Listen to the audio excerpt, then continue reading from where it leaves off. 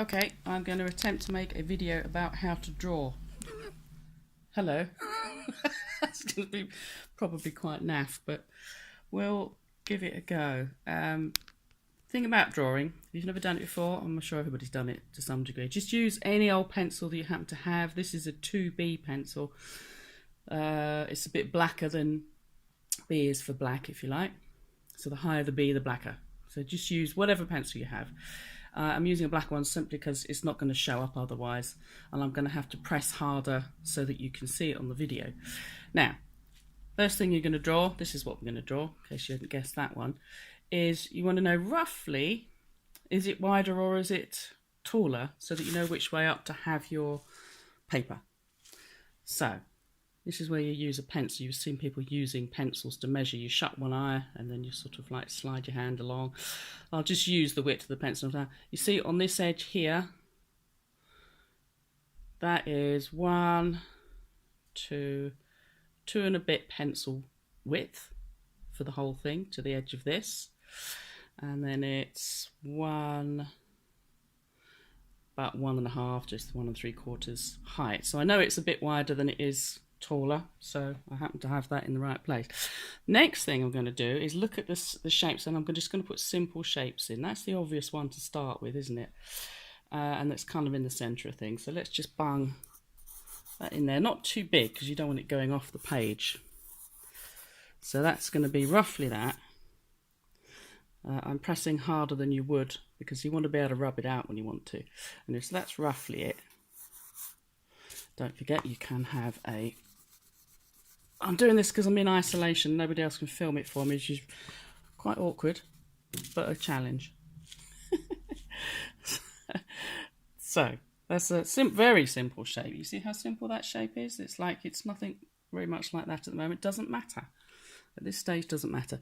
This is going to be, then there's a sort of like a load of stuff there, and there's a sort of like load of stuff there. So just a simple shape at this stage. Then there's the obvious bulby things there. Let's put those in sort of about there. Don't care about how big these are at the moment. It doesn't matter. There's one there. So some, whatever that is there. One there. And then there's one kind of going up here. So this is just your start off point, and this is just so that you can, basically, you've got somewhere to start from. Then you start to have a look at sizes and shapes and how they are in relative to each other. So the next thing I would probably do is, just for the sake of making it a bit easier, it's not in focus, is it? So then the next thing I do is I choose something. So I've got simple shapes in, and I choose something which is going to be the main thing I use to compare all other shapes to, so that I can place things in relation around it. Now, I said that's a bit confusing, but see this? If I draw that in fairly carefully and get this angle right here, see this? If I draw that in fairly carefully, I can then use that to put in everything else. So, for example, let's say I get that in, and I decide, right, that's the dimension of that on my page. I can then try and draw this in, and then I'll at that point start to look at, well, that's the angle, that's the curve. There's another curve coming in here. I'll look at things like this. This is called the negative space, what I'm tracing out with my pencil here. This is the space between shapes. And I look at things like, okay, so I see that width of this thing is about the same as from here to here. So I can start to plot in the other things around this thing. I wish there was a more eloquent way of saying this.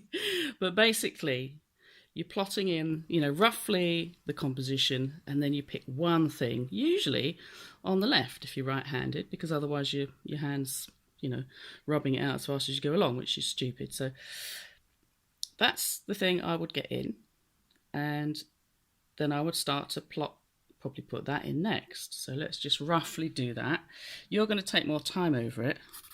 Let's say that's it. You don't get into details at this stage. You haven't got the time Well, you have got the time, but it's ridiculous to get into detail. So I've just got a shape, and then I'm going to try and get that curve in. Right, so that's that, and that's going into a bulb here. Not even going to bother with the pot at this stage, just roughly, just so that I know. So I've got that in. You can, when you know, at later time, you can start putting in individual flowers, but right now you just want that in. So then, as I said, looking at that, I noticed that about that width, about again, is where this one would start. Now the other thing I notice, I then start to notice more about this. I look at that shape, for example. So there's a shape here where that's coming in. Whoops, and I'm looking at that width being about the same, so you can actually measure that to there, that to there. And the other thing I'm going to see is, well, how far down this shape. Remember, this is my stable thing. Everything else I'm going to put in relation to this. So if I look at where do these flowers start, and this one, it's about halfway, just about halfway down this one. So let's say here, so I can measure from there. So that's where the first flower of the other one, this next one, starts. And I've done that, and I can look at that one. I think, well, that's obviously a bit taller, you know, so let's measure that. That compared to that, just a bit bigger. So fine, go back to that. Doesn't matter about the scale on here. So, you know, you can set whatever scale you want. So but I can measure from here. So if I measure that to that, and I know it was slightly bigger, so that's about that. Looks like there's two fused together here. Anyway, so there's one there. So see how rough it is? It's got to be rough. You don't go for the pretty bits until you're at the end of the drawing. This is where people go wrong. They get sidetracked by the pretty bits. Okay, so that shape that I mentioned there, that shape there, is kind of here to a degree. That needs to be a little bit wider probably. Now this is where, say, I'm using a blackish pencil, but you will be using an HB, which means you'll be able to rub out easier than me. So you basically start off with things very rough. Don't set anything in stone until you've got everything in the right place first. That's where people go wrong. They go straight for the attractive bits. So, okay, so then you would start, let's have a look, well that probably is the next thing, just going along here. So I'm looking again, okay, back to this. So let's have a look. Take my pencil, my pencil's level. Where does this bit start? How far down? Remember, this is my stable bit here.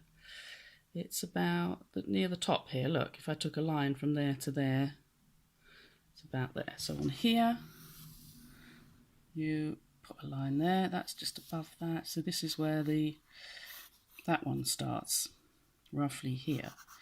And then look at the gap.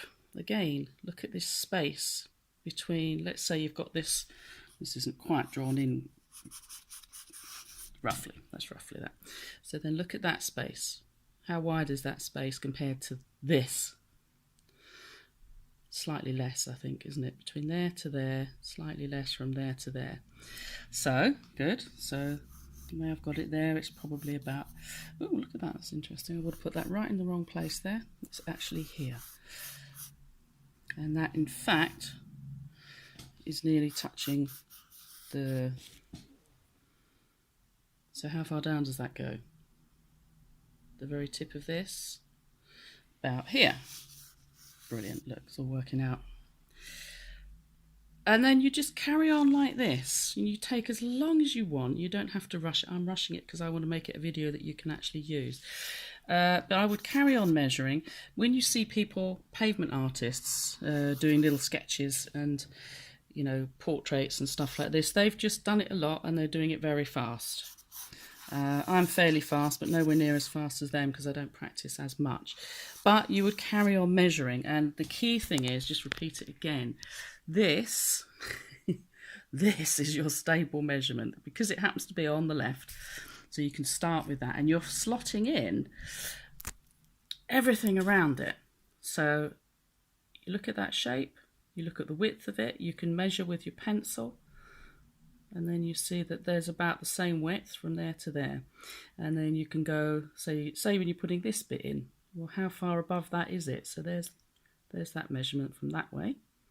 Let's move it up, and it happens to be probably, if you take that, same again to the very top of that. I hope you can understand what I'm saying here. There's a negative space, lovely one. So, you know, let's put that in there actually. So I've got that there. There's a negative space. It's a beautiful shape. Put it in there. How far up above this does it go? Let's have a look. There's that again. Oh, it's about. So you sort of basically take lines and angles. Okay, so that shape is about like that. And then there's this bit that's going off the top there. But that's the shape. So these negative shapes are very useful because it gives you another way of actually looking at how is this going to go.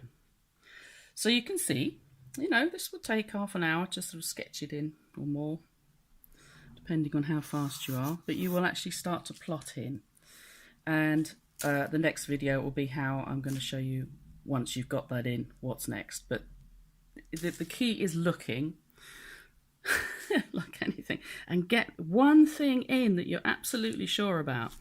And just the shape, don't go into all these details, just get the shape in and start to plot in everything else around it. Like, that's it. That's all drawing is. Put that in, plot all these things in around it. That width between them, angles, and you use your pencil. Okay, good luck.